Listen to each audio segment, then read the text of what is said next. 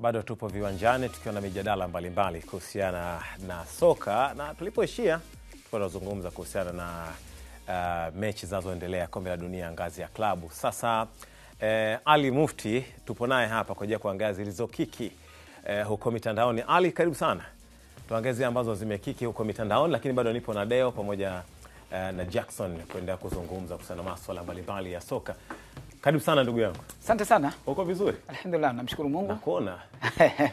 Kwangu ni furaha kuungana nawe katika kipindi hichi cha viwanjani. Ndio. Kwa wafuatiliaji wa Azam TV ama watumiaji wa kisimbuzi cha Azam TV, huenda watakuwa wanakumbuka ya kwamba wakati uchaguzi wa Marekani ukifanyika, Marekani wakimrejesha tena Donald Trump, tulikuwa pamoja katika channel ya UTV. Na ulikuwa saha mzuri. Yes, ni kweli. Kama ilivyo sasa. Yes, ni kweli kabisa. Lakini nimefurahi maana nimekufuatilia toka asubuhi unaanza mpaka sasa. Ni kama vile mwenyeji katika kipindi hichi. Bwana we.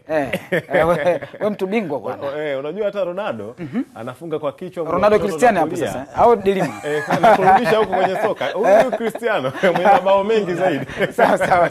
Bongo mpe picha. Bongo mpe picha.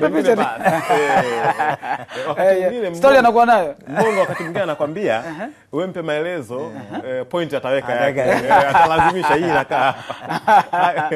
Karibu sana. Umetaja point, umenikumbusha mambo ya shule kule, na ulipokuwa unazungumza na watu wa NBC hapo walikuwa wanazungumzia mambo ya SN. Ndio kuna point kule, sio?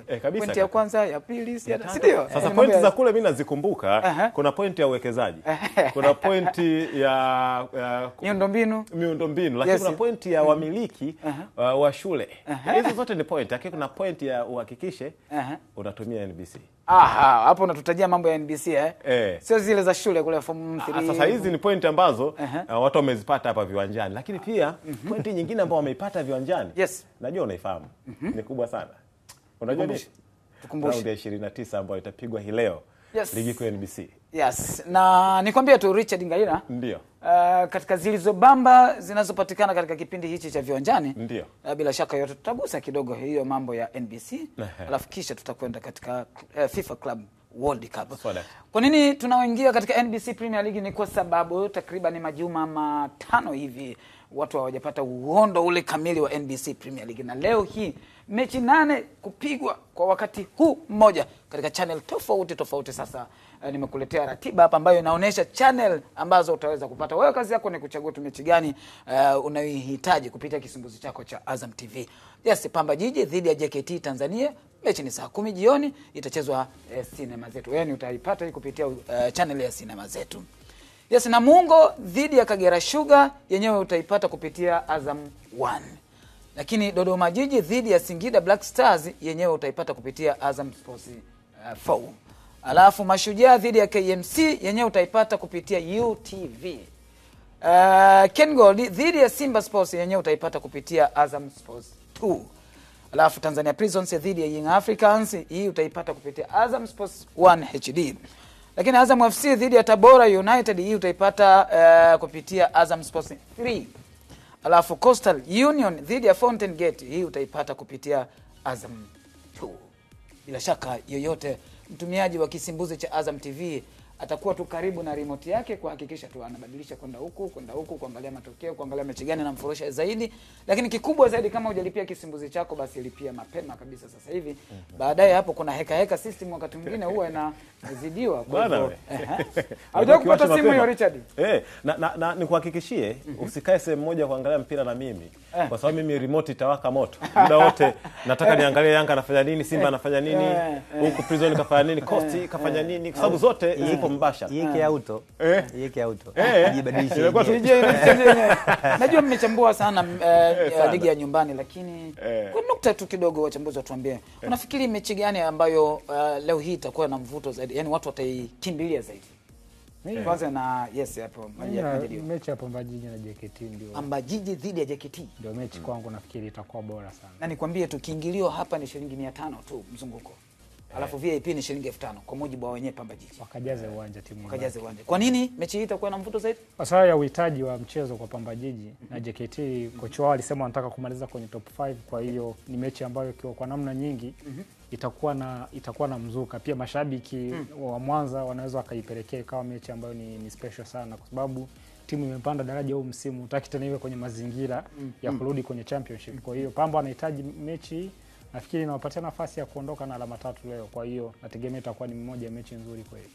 Deo katika Coastal na Fountain Gate. Coastal Union dhidi ya Fountain Gate. Hapo kuna hatima ya timu zote mbili.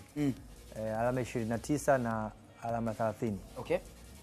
Tunafahamu kwamba kuna timu mbili tayari zishashuka daraja, Kagera na Ken Gold. Ken Gold. Lakini kuna timu mbili zinatafutwa ambazo zitacheza playoff. Yes. Kwa hiyo Fountain yupo katika nafasi ya kucheza playoff. Coastal na yupo katika nafasi hizo. Kwa hiyo kuna vita hapo, nani ambaye atajiondoa katika zone ya kucheza playoff. Kwa hiyo utamu unaweza kuongezeka kwa sababu ya mahitaji ya timu zote mbili. Bila shaka inawezekana tukipita katika mitaa huko tutakuta watu wakitazama zaidi mechi hii hapa na japo mimi umenitenga, lakini mimi na mchezo wangu hapo na mvuto kabisa. Haya, niambie Richard. Mimi kadhalika ni Wagosi wa Kaya dhidi ya Fountain Gate. Okay. Sababu ni zile tu, kila mmoja anakwepa kucheza playoff. Na hii mimi naiona pia kama finali, kwa sababu Fountain akishinda anakuwa na alama 32. Yes. Atapanda juu kabisa, atatoka kwenye alama nyekundu. Na anaweza asicheze hata playoff. Kabisa, wakati huo Coastal mwenye alama 31 anaweza karudi kwenye alama nyekundu. Sawa. Hawa Tanzania Prisons dhidi ya Young Africans. Sasa hapa na haswa na hiyo ni finali nyingine hii leo, kwa sababu Tanzania Prisons na yupo kwenye playoff. Anakwepa kucheza playoff. Yanga anataka kuwa bingwa. Huko Mashujaa ni Ken Gold dhidi ya Simba Sports. Ni hapo sisemi, ni vita ya usajili na vita kwa bingwa, kwa sababu Ken Gold kilichobaki kwa nyota wao ni kujiuza tu sokoni, kwa sababu kisimbuzi cha Azam TV kinapatikana nchi nyingi, kwa hiyo anataka aonekane kwamba alifunga dhidi ya Simba. Maana yake ni kwamba timu itashuka daraja lakini wachezaji watabaki. Kabisa. Okay, sawa. Lakini mnafikiri tukipita katika majumba ya watu huko, na hizi tutakuta wanatazama mechi gani? Mbili tu. lakini huo sio utafiti. Sio utafiti, huo ni udadisi. Mimi kwa mujibu wa tafiti nazungumza. Unafanya. Kwa mujibu wa tafiti. Nazungumza kwa hisia. Yaani kwa mechi ya Azam na Tabora ni bonge la mechi. Ndio. Dodoma na Singida Black Stars ni bonge la mechi. Hizo ni mechi zote nzuri ambazo mtu unakaa unaangalia. Huo bonge wa mechi hauzidi mvuto wa Simba na sasa kuna bonge la mechi na mvuto wa mechi. Umeona wewe tofauti hapo. Mechi inayovutia na mechi ambayo ni bonge. Sawa, yes, hayo ni NBC Premier League. Tunaendelea kukukumbusha lipia kisimbuzi chako mapema kabisa. Hondo usiweze kukosa, kama vile unavyoona hapa walivyochangamka, na ndivyo ambavyo patachangamka majira ya saa 10 hapo. Yes, tutoke hapo tuende katika post nyingine na kwenye tuone kuna nini. Huyu hapa Ali Shaban Kamwe, meneja habari na mawasiliano wa Young Africans, lakini yeye aliweka posti kupitia ukurasa wake akiuliza, anasema ungependa mechi ya Kariakoo Derby tarehe 25 tuipe jina la mchezaji gani? Wapo ambao wameandika hapa, mmoja hapa huyo Mr Black miongoni mwa wachekeshaji kupitia katika mitandao ya kijamii anasema mkabidhini, alitaka kuandika mkabidhini, bila shaka ameandika mkabidhini ama si Chama kwa maana ya Klatu Chota Chama. Alafu mwingine akasema Pacome Zouzoua, lakini mwingine akasema Triple C. Kwa hivyo inaonekana Triple C, na mwingine pia anasema Pacome. Kwa hivyo tayari alishapewa Pacome, si ndio? Huyu Nasibu Mkomo anasema Pacome Zouzoua. Lakini Pacome alishakupewa. Chama ndo bado hajapewa mechi katika ule utaratibu ambao Ali alikuwa ameuanzisha. Lakini ni maoni ya watu. Kwa hivyo wenyewe Ali kama alikuwa serious katika hilo, ataangalia ni mchezaji gani anaweza kabeba hiyo mechi, kwa sababu wao ndio wenyeji dabi hiyo ya Kariakoo tarehe 20. Kama wangeweka option ya mechi tuihitaji, ukiondoa Kariakoo Derby, wana jina lao lile ambalo lilikazania kweli ili lenye mwisho ng'oo. Kwa hivyo ibadilike. Wasemeje? Utanisaidia. Yes, bila shaka Ali kama atachakata hapo akili, naweza kujua hiyo mechi atakwenda na jina gani, ama sio twende katika posti nyingine na kwenye tuone. Huyo hapa ni Sergio Ramos, aliwahi kuwa nahodha wa Real Madrid na ni nahodha ambaye ameweka historia kubwa, kwa maana ya kwamba akiwa pale Madrid amechukua vikombe vingi tu, UEFA Champions League, lakini pia ligi ya ndani kwa maana ya La Liga. Lakini jana alionekana katika timu nyingine na weza kupata goli. Kinachovutia zaidi ni kwamba amefunga katika mchezo dhidi ya Inter Milani na ana umri wa miaka 39. Hapa anasema something never change. Kuna vitu havibadiliki. Age number. Class is permanent, form is temporary. Class haiwezi kuondoka. Kwa maana ukishafika kwenye daraja fulani ni daraja lako. Una stick hapo.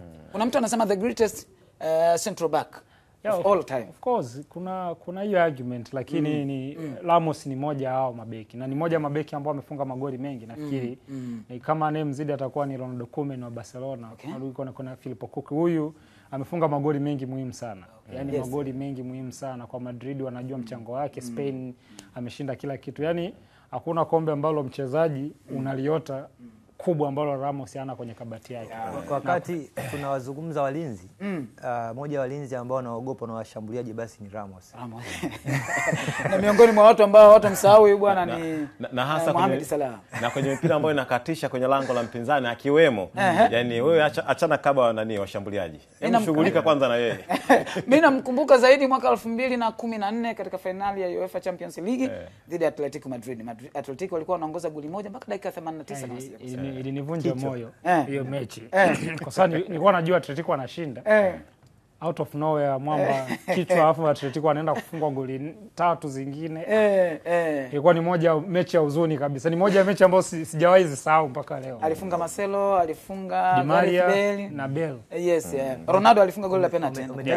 Akaenda penalty, lakini Ronaldo alishangilia sana. Akachana na yes. Huyu ni Sergio Ramos. Yes, twende katika posti nyingine tuone wenyewe wanamzungumziaje Sergio Ramos. ESPN na wenyewe wanasema Sergio Ramos with a bullet header to put Mexican side Monterrey ahead of UEFA Champions League finalist Inter Milan. Kwa maana Inter Milan ambao walicheza katika finali ile ya UEFA Champions League dhidi ya PSG na wakapoteza. Huyu hapa Sergio Ramos ndivyo alivyoruka kwa ajili ya kufunga hilo goli. Baada ya hapo akaja kushangilia hapa, lakini goli hilo likasawazisha. Na furaha kubwa zaidi inaweza sio kwa Ramos, ikawa kwa Monterrey ambao ni timu yake anayoichezea. Unajua inatoka kwenye timu ambayo nchi ambayo haitoi timu kubwa duniani kisoka. Mexico. Lakini wanamiliki mchezaji mkubwa duniani kwenye soka ambaye anawafungia kwenye michuano mikubwa dhidi ya timu kubwa wana finali wa ligi ya mabingwa. Yes, jambo kubwa kweli. Bado umri ndio unazungumzwa pia hapa kwa namna alivyoweza kuruka hapa. Huyo ameandika, huyo anaitwa Mikey. Ameandika 39 years old, classic header. Yes, a classic header. Hawa Inter Milani wanahitaji maombi kwa msimu unaokuja. Yaani sijui wanaenda kufanya nini, lakini hawa wanahitaji maombi sana. Sawa. Yes, tutoke hapo na twende katika posti. Unafahamu ya kwamba leo hii bila shaka yoyote wa Tanzania na wa Afrika kwa ujumla macho na masikio yatakuwa kule Philadelphia ambako Manchester City itacheza dhidi ya Wydad Athletic Club. Manchester City. Ilikuwa mechi ya ndoto ya Roland Mokoena sana. Moja la bahati mbaya, ndoto zake bado atatakiwa zisubirie. Lakini Wydad wanatakiwa afanye miujiza mingi. Unazungumzia Mokoena yule aliyekuwa kocha wa Mamelodi. Sana anasema Pep Guardiola ni mmoja wa watu anaowakubali sana, kwa hiyo alikuwa anaangalia mno kwenye hii mechi. Lakini Wydad kwa kiwango chao wanahitaji kufanya miujiza kuwafunga Manchester City. Inahitajika miujiza mingi sana. Leo macho yapo Wydad kwa sababu 2 mpaka 3. Ya kwanza tuna Mtanzania Selemani anatu represent kwa mara ya kwanza kwa Tanzania wa kwanza kucheza FIFA Club World Cup. Yaani atakuwa ana maelezo mengi. Ataambia wewe kumbuka tu 2025. Maana mimi nimecheza kombe la dunia ya klabu, unasemaje? Jambo la pili ni shemeji. Stefan Aziz Ki.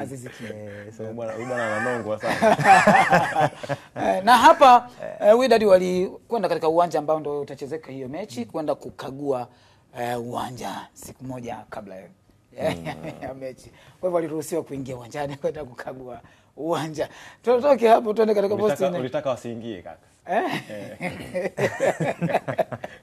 Kwa sababu ameweka msisitizo waliruhusiwa siku moja kabla ya mchezo kuingia. Hapa katabasamu. Ngoja niishie hapa ndugu yangu Richard.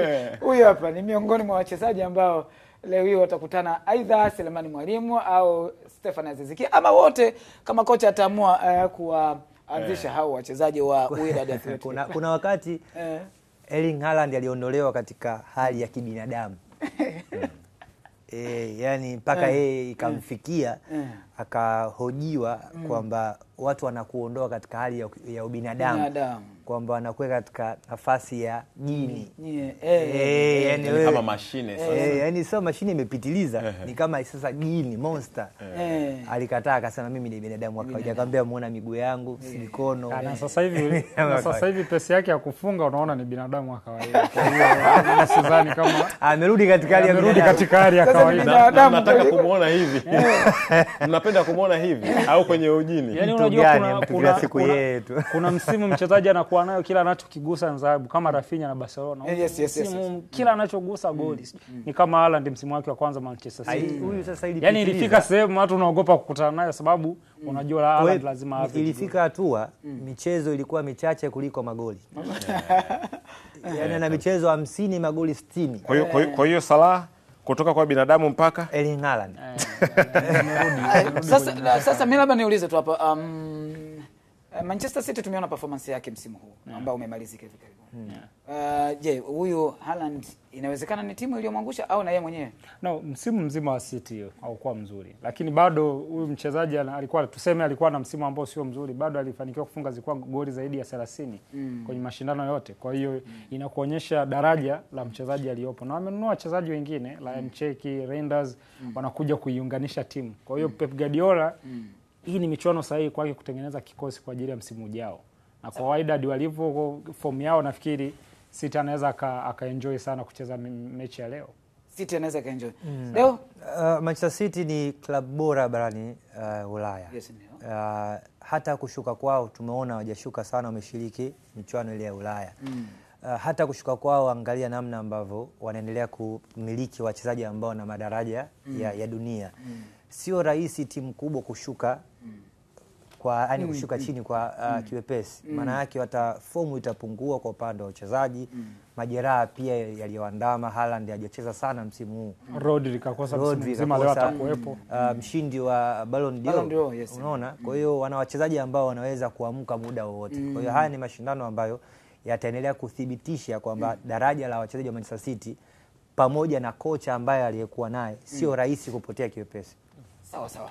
Yes, hayo ni maoni ya Deo Trophy na Dickson Majaliwa wakichambua mechi hiyo ambayo itachezwa majira ya saa 1 kamili kwa saa za Afrika Mashariki na Tanzania ikiwemo humo, na utaishuhudia kupitia Azam Sports 2 HD saa 1 kamili usiku.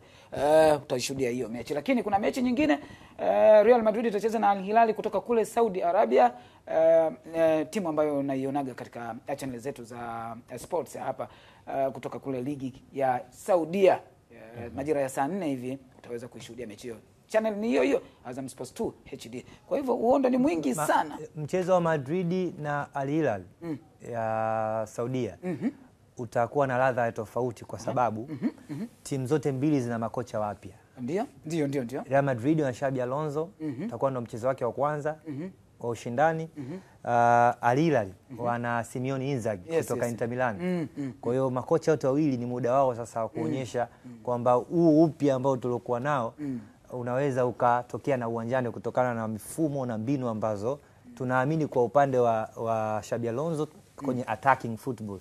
Kwenye upande wa Simeone Inzaghi defensive football, kwa sababu tumemshuhudia akiwa na Inter Milan.